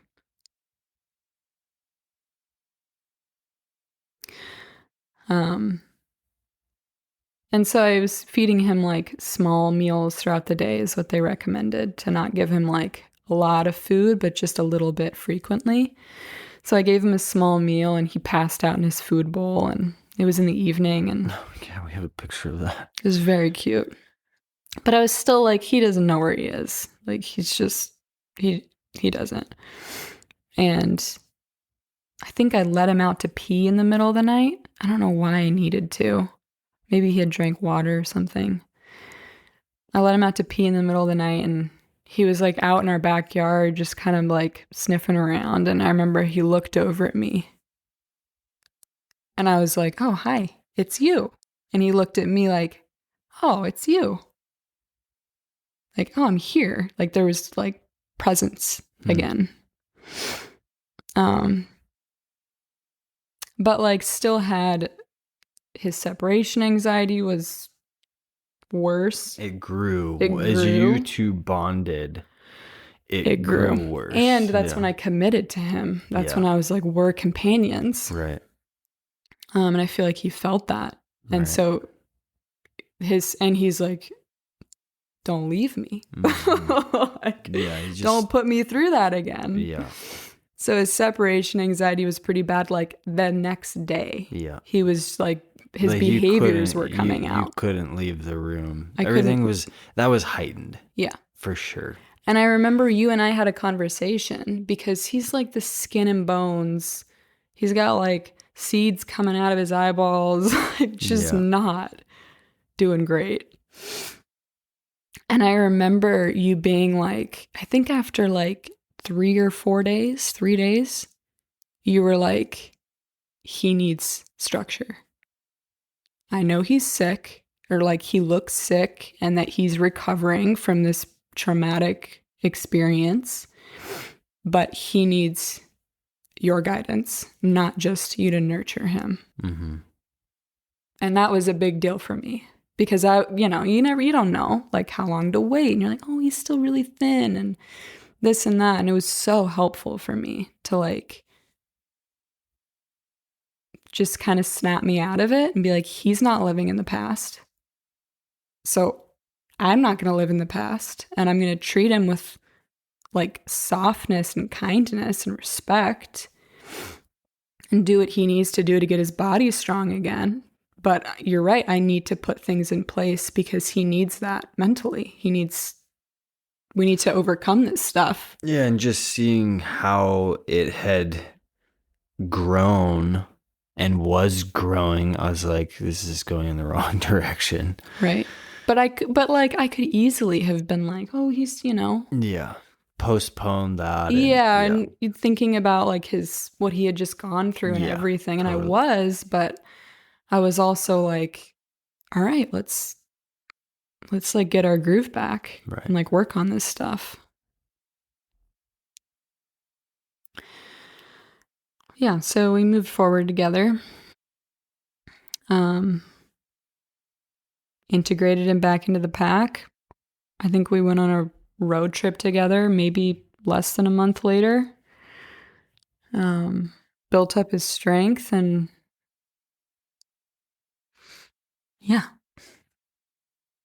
worked through all the things. And again, it was just very peculiar. Like doing stuff and going here, going there, and be like, whoa, okay, well, we got to work on this now. Yeah. Like things would just come out of nowhere. Yeah. Random, weird Yeah. things. Yeah, and you've just been so dedicated to his development. So dedicated. And I mean, I look at him and I don't really notice that he's deaf. No, me But neither. he's off leash all the time. And he's not flighty anymore. Yeah. And he gets along with dogs. Yeah. And he's cool with weird things. Like you poked at everything and helped him through all of that stuff. Yeah. To such a degree, like he's second to Juno. He's the best dog that I've met. And he's deaf. So, like, again, that's kind of ridiculous. He's down that sense, and he is who he is. Well, I think a part of it goes back to, like, the conversation that you had about kind of being like, he's not living in the past, so you shouldn't either. It's the same thing where it's like, he doesn't know he's deaf, so don't limit him. Yeah. Yep. And that didn't ever need to be a conversation because it wasn't. That was just how it was going to be. Yeah. Which has been so amazing for me because it's taken away noise, like actual noise, but also just like the noisiness of talking and communicating. Like just having a relationship of silence is, like you were saying with Juno, there's a subtleness to it. Yeah. Where like I shift my weight or my energy and he feels me. Yeah. He shifts and I feel him.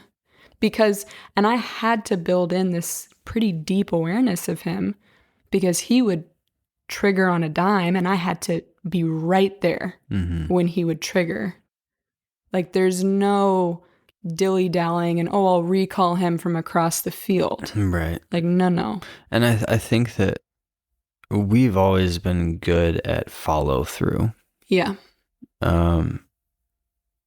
Which is great, but I think it's one reason why you succeeded so much with him is because number one, you had that built in. And then number two, you have to follow through with him. Yeah. Because he's deaf. You don't have that audible ability. Yeah. You know? Yeah, I can't be like sitting in my chair talking to him across the room or something. You have to be. I have to get up and go talk to him. Yes. Yeah. Like it's really active. Yeah. Not necessarily as much now, obviously. No. But when you were building him out and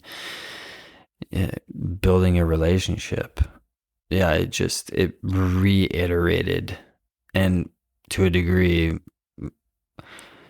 challenged your ability to follow through.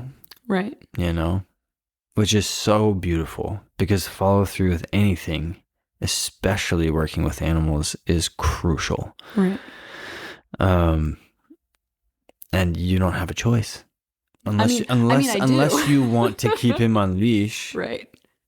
And then you're just making life a lot easier. But we like to be more free than that. Like our business is off leash, as you all know. And so that required you to follow through. Yeah. Because he's deaf. And now he's like at the place that Juno is at. Yeah. Like I walk him off leash everywhere. Yeah. Like in the middle of the city. New York City. Yeah. Washington, D.C. Yeah. In the country. Yeah. Yeah.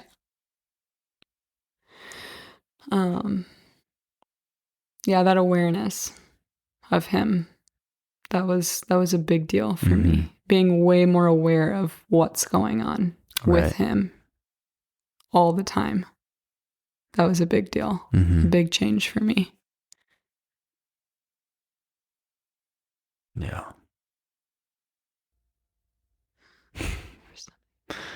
He's special. What was cool seeing in his development, because he was so kind of shut down and disconnected. Like maybe the word's disassociating. I don't know. I don't know if dogs do that. But when he did connect, when his world got bigger, when he looked above the ground, when he looked into your eyes, when he would look at a bird in the sky, when he started to blossom, and we've seen this a couple of, like, handful of times with foster dogs, pack members, and Stitch, they go through this, like, childhood of, like, it's like he's like an adult puppy. Where he was playing and like super frisky with all the dogs and like being a puppy, but he's, I don't know, 2 or 3 years old. Yeah, he just started experiencing life for the first time. Right. And connecting with things. And he almost like, it's almost like you see them feel love and feel beauty and see love and see beauty and joy. And yeah, they just get so playful. Yeah. It's like he's like blossoming. Yeah. Like, and I don't know what he had as an upbringing. But it's almost like he didn't get a childhood. And so Right. there's his childhood. Yeah. And yeah.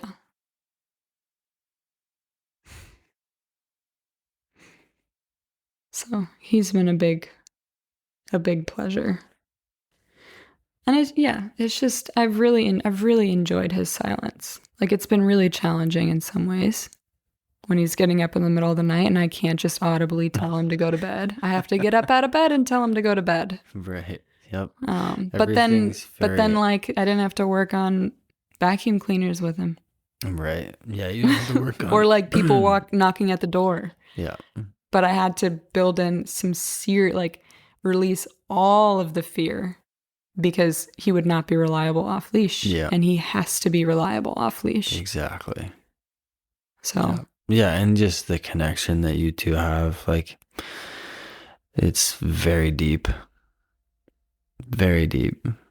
Like, people see that. Like, it's just a no-brainer, you know, like what you mean to him. Yeah, it's beautiful to see. It's mutual devotion. Right. Yeah. Yeah. Yeah, he's been fun. And like, similar to Juno, I don't know if this is something that we create or whatnot. I don't think so. Maybe we just choose dogs with this kind of personality. But he will be passed out and you blow on his face or tap his ear and he'll work immediately.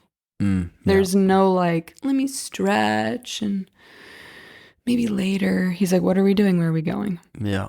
Let's get to work. Let's like go out. Let's like do stuff. And he's still like, he plays with like half the pack still. Yeah. Out on pack days. Like, he's got his buddies out there. He runs with them. We taught him to swim. So he swims now. Yeah, he was not keen on He swimming. would not swim. He doesn't like, he just does all the things. Yeah. And enjoys himself. Yeah. Loves fetch. Loves fetch. Loves the ball. Loves balls. Yeah. Especially the glow-in-the-dark ones. Yeah, those are the best. So, anyways, he's been a very enjoyable companion. And we don't know how old he is. No. It's very beautiful. Like, he has no age, and to him, he has no name. Yeah. Yeah, it's kind of cool. Yeah. Like, I've never called him Stitch to him. It's just like the word I use for the humans. And he's just no name. He just is. Right. And then he has no age. So I'm like, you just are. You're just simple. You say, hey, you. Oh, yeah. Sometimes. yeah. Hey, you. We had a friend. She was doing a day of silence and I joined her. and we were with you, and she had a dog at the time, and she was like, John, can you watch my dog because I'm doing a day of silence and I won't be able to have her like do my day because I can't call her if she, because she'll be off leash. I can't call her and this and that, or tell her to eat her food or whatever. And I just did the normal day. Mm-hmm.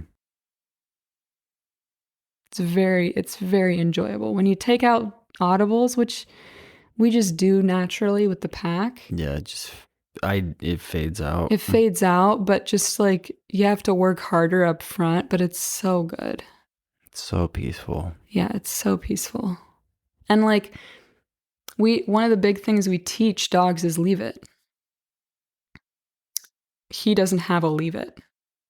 He doesn't have like a finger or an ask or anything. He has no leave it. It's just follow through. Mm-hmm. And having that awareness and the ability to feel. And if he sees us or feels us or whatever, then he peels away. Right. He leaves what he's doing to connect. Yeah. And be like, what do you need me? What's going on? Yeah. Are we leaving? Like what's going on here? Yeah. But yeah, it's and that's where we get all of our pack members. Right.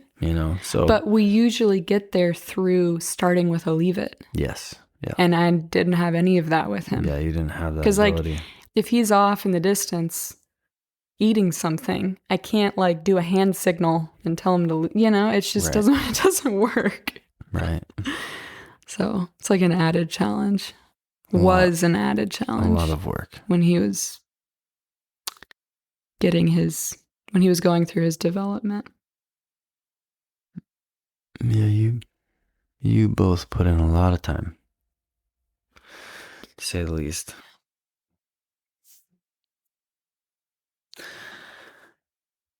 Should we conclude with the final companion? Yes. Merlin, the Mustang. So I guess I had ridden maybe 10 times my whole life when I got Merlin. Pretty ignorant of me to say yes to a 7-year-old wild Mustang because I had only ridden 10 times. And one of those times was when I was younger and I got thrown off a horse and then didn't ride or didn't get on a horse, didn't even think about a horse until like 15 years after. And I rode a little bit in Germany at my uncle's like little ranch. But anyways, I was riding with a friend. She had a few horses and she went down to Burns, Oregon, which is where they capture the wild Mustangs and they corral them.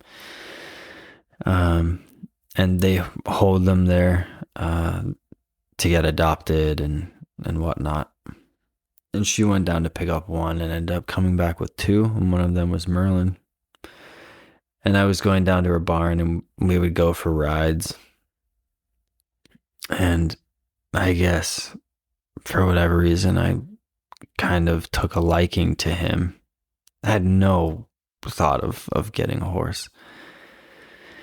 And I spent quite a bit of time just trying to touch him. Was this after you adopted him? No. Okay. This was before I'd go down, and he was wild as could be. Like, he was in a pen all by himself. You couldn't touch him. You couldn't get anywhere near him. And I was very stubborn.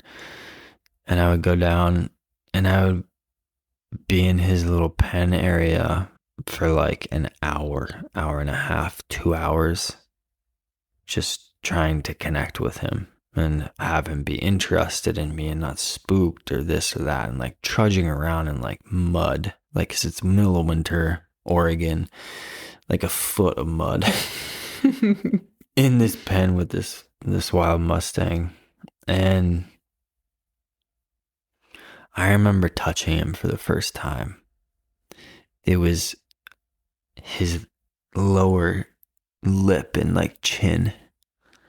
And I held my hand there, and slowly his head just shifted like 2 centimeters down and got heavier in my hand. And then he shifted more, and he just kept sinking into my hand, the palm of my hand, kind of cupping his chin. And then the next day it was kind of starting all over again. Next time I saw him, which was maybe like, I don't know, once like 2 weeks or something like that.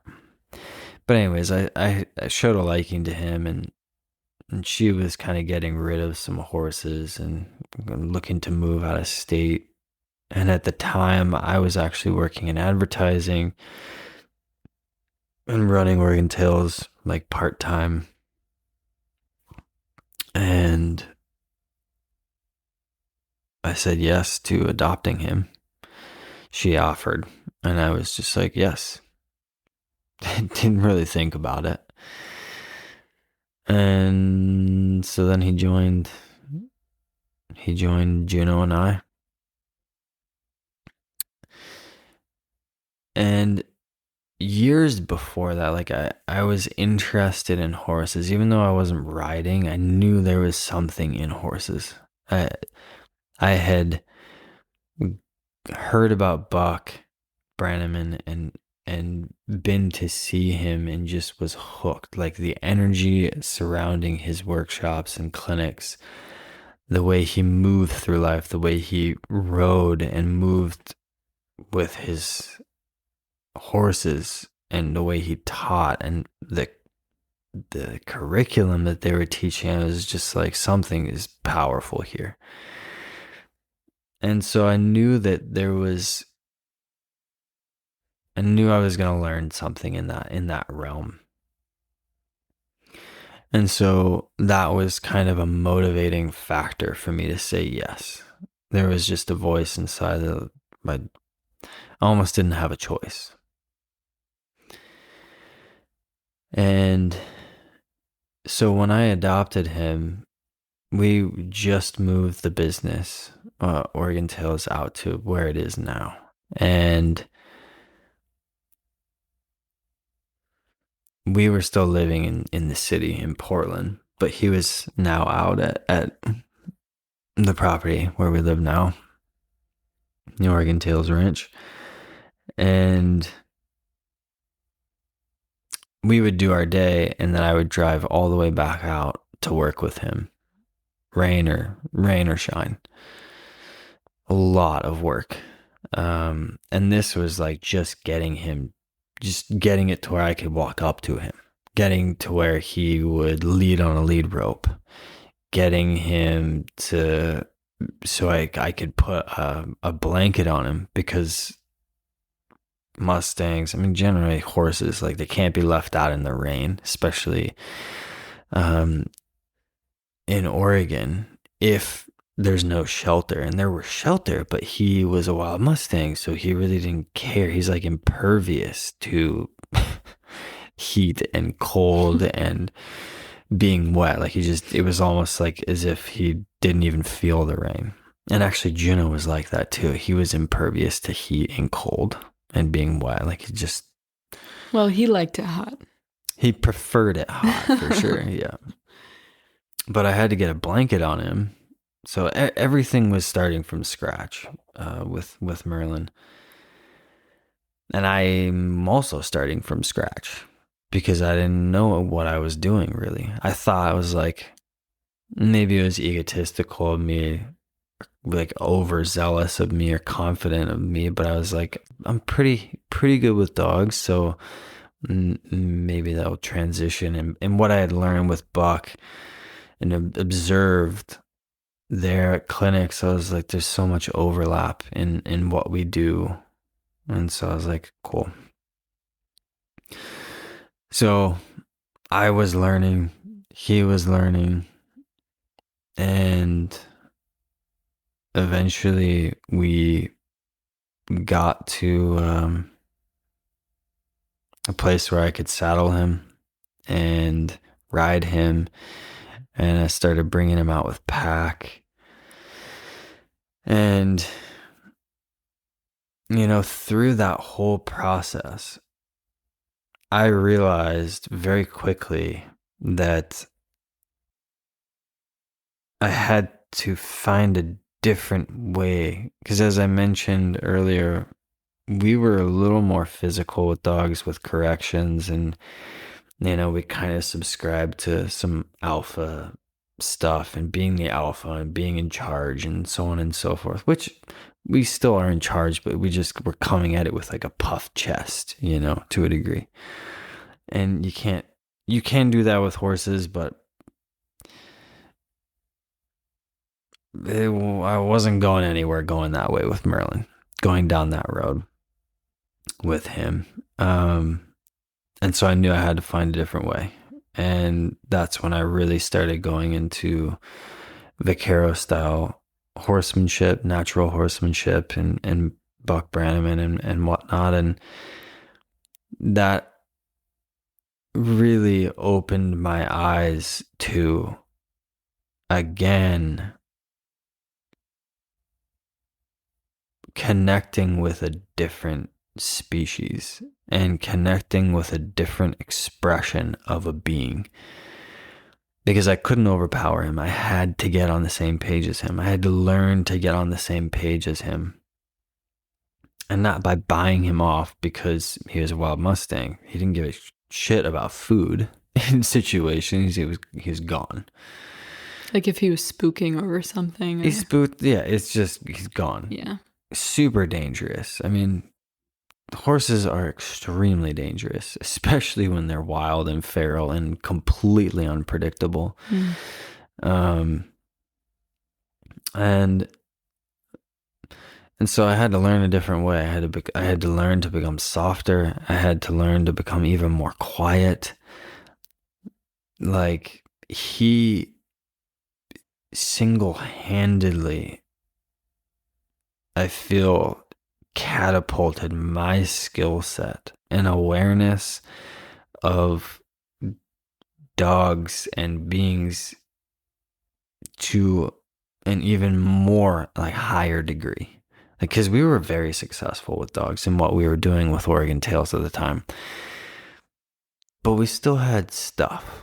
And we still had scuffles. We still had dogs bark and whine and this and that. And again, me having very high standards, I was like, we can do more. We can do more. We can do more. And when I started working with Merlin, I was like, this is it. This feels like this is going to help us get to such a degree of connection with the dogs that we work with that they will leave it all behind and just be with us. And so I kept working. Our relationship continued to get hot, like to grow more and more. And he got me off a couple times. There was one time, like, threw me out of the saddle. One time we were in the high desert and we came up on a puddle. Like, he did not like water, especially not having to walk through it. We came up on this giant puddle and he just stopped. And I just went flying into like a juniper tree. And he took off and ran about like maybe a quarter mile or half a mile. And I could see him because we were in the high desert. I could see the path that we had just ridden down. I just saw a dust cloud running away from me. And I just started walking after him and he just stopped. And I walked right up to him and we went right back to the puddle and walked right through it. Had to work around it first and then walk through it. But it was just very humbling. Like, he humbled me because he could kill me. He could really injure me without malice or any intention to necessarily, just by him acting naturally in his fear. Over something as maybe quote unquote small as a puddle. As a puddle. Yes. Um, so yeah, he, my awareness expanded. It had to. I had to get softer. I had to get quicker. I had to get smarter to deal with this and figure this new puzzle piece out, which was him and how we can connect and grow together. And I mean, some days we'd work for a short period of time because we'd have success. And then other times, like I'd be in the saddle or working him on the ground for like 4 hours straight. Like the level of dedication that I had with him scaled all of that. And I kind of already had that built in working with dogs, which was great. Yeah.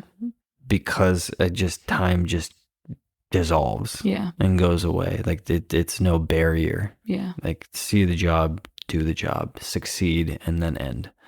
Our muscle too is just more practiced in working for a longer period of time. Yeah. I remember having to build mine up and being like, wow, I'm tired after a half hour. And then a year later, I was like, oh, it's been 2 hours and I'm not tired. Right. Yeah. So with little breaks, of course, here and there. But like, I can vouch for that 4-hour one though. I timed you once. There's been a few. Yeah. I timed you once. It was about 4 hours. Yeah. So that relationship building and growing, it was rewarding, more rewarding than anything to a degree I had experienced, because I was dealing with a wild animal. I guess I look at it and I'm like, this isn't a feral dog. This isn't a domesticated animal that is living in the wild now and is feral, right? This is a legitimately wild animal. And coming to grips with that fact, and coming to grips with the fact that, like, having to have so much more empathy to a degree, because it was so integral. Like there wasn't like an ounce in his physiology that was like domesticated. It was just pure, unadulterated wild. And having like a lot of respect for that and honor in being able to work with something like that. Like I had it with dogs too, but when I see a dog, I'm like, okay, like I know you're feral, but like there's some domestication in there, right? You know, it's not dealing with a wild tiger or getting a coyote. It's just different, at least for me, in the way I experienced it. So working with him and seeing him grow was extremely fulfilling, extremely rewarding. But I would have to say, like, we didn't bond until it took quite a while. Quite a while. Because one of the factors in this is that he wasn't number one. He was like number 3. There was like us, our relationship, the business, and Juno, and then Merlin. And because of like all the responsibilities and everything that I had just in life and whatnot, I didn't get to spend a ton of time with him. as much as I would like to accelerate kind of like our growth um and building a connection and whatnot. Yeah, I mean, there's a lot of separation there. A lot of Like, they separation. don't sleep in the house. Yeah. It's a lot harder to take them on road trips or take them to Yeah. go for a walk with your mom. Like, The barrier to entry, you could say, is much steeper and broader yeah, than a dog for sure. yeah. And one of the other factors in that with dealing with a wild animal who's extremely dangerous is I had to be on point. I literally had to be on point every second that I was working with him. Because number one, I didn't want to do anything wrong. And number two, I didn't want to make a mistake and get injured or go backwards or this or that. And so I had to mentally and energetically be on like 100%, which if I wasn't, then I wouldn't necessarily go and work with him because that's what he required of me. I can't just be like, I'm not feeling that great, but I'm going to go and ride. It's like, no, that would probably end badly. Like one time, as an example, I was in a hurry and I was riding him, and then I was like, all right, we got to go. We got to get back to the barn. I got to get you unsettled. And so I'm kind of galloping him along, trotting him along, and I want him to turn a little sharper, but he's just kind of pushing on me a little bit. And so I'm like, all right, we'll just take a little bit wider of a turn. And we ended up hitting the blacktop driveway. And he obviously just slid out and all of his weight came down right on my left leg and just crushed it.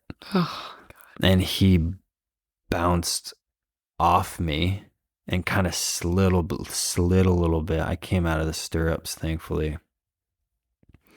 And he stood up and just stood there and like was looking at me like, what the heck is going on? Like, what the heck? And I'm like, I'm sorry. My legs all busted up and I hobbled around for like, I don't remember how long it was, but I was pretty busted up. I remember that day. Yeah. That's probably the most busted I've seen you. Yeah. Yeah, I still can't feel my knee. Ugh. Like it's just numb. But it's fine. Like I did CrossFit after. Like there's no pain or anything. It's just like the surface of it. I can't feel anything when you poke at it or touch it. Anyways. Oh God. So yeah, I just haste makes waste, as somebody special in our life says very frequently. And that was just kind of exacerbated with him. So, but anyways, coming back to,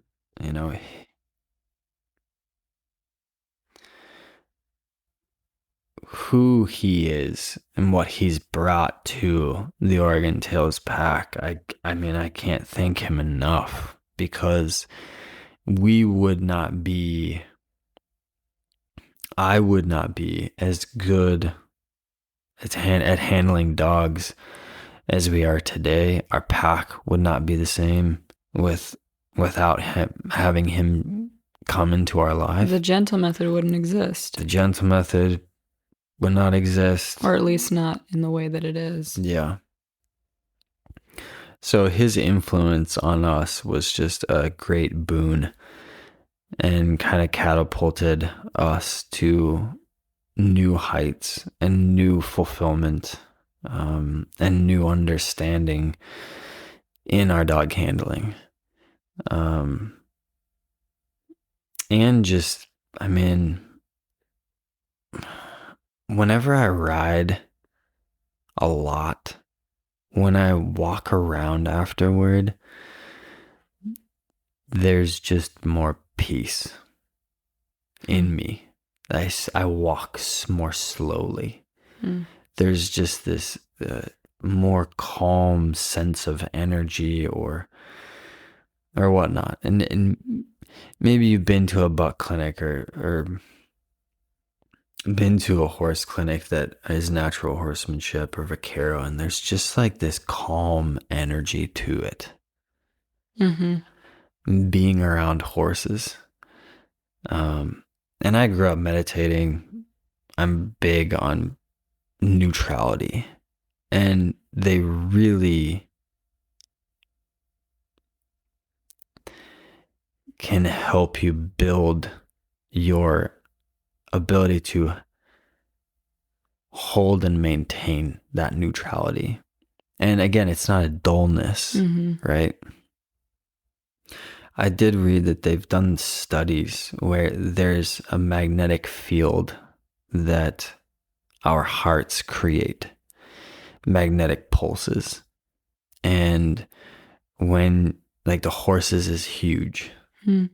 And so when you're around them, that's what makes them so therapeutic for a lot of people. Is that vibration that their heart puts off, that magnetic field that their heart puts off. I think I have that right, magnetic field or vibration, whatever. And I feel that, and it feels so good. I feel like a lot of people feel that. Yeah. Even just like seeing a horse in a pasture nearby. Right. Can have someone feel that. Yeah. Very romantic, very soothing. And of course, Very there's plenty of soothing. people who are just completely scared to death of horses. Yeah, probably have Which- many different feelings about them. Yeah. But anyways, so similar to Juno, like, I keep pushing our relationship. I keep pushing the bounds, and I'll continue to do that as long as I feel like there's more for us to learn and grow, which there's going to be. Then I'll just keep pushing and keep growing. But where he's at right now is, anyone can ride him. Like, Merlin's pasture mate, Darby, his human, rides Merlin. And her sister used to ride Merlin until she had an injury come up. And like, friends of mine have ridden Merlin. But yeah, he's out with pack. Like, he's able to, I love doing this, but we integrate him into the workshops in Oregon where I ride him in the round pen. It's so good. Pushing on dogs and people as they're walking. It's unbelievable. It's so cool to experience that. I have to literally pinch myself. Like, sometimes when I see pictures of that or videos, I'm like, this is so cool. Yeah.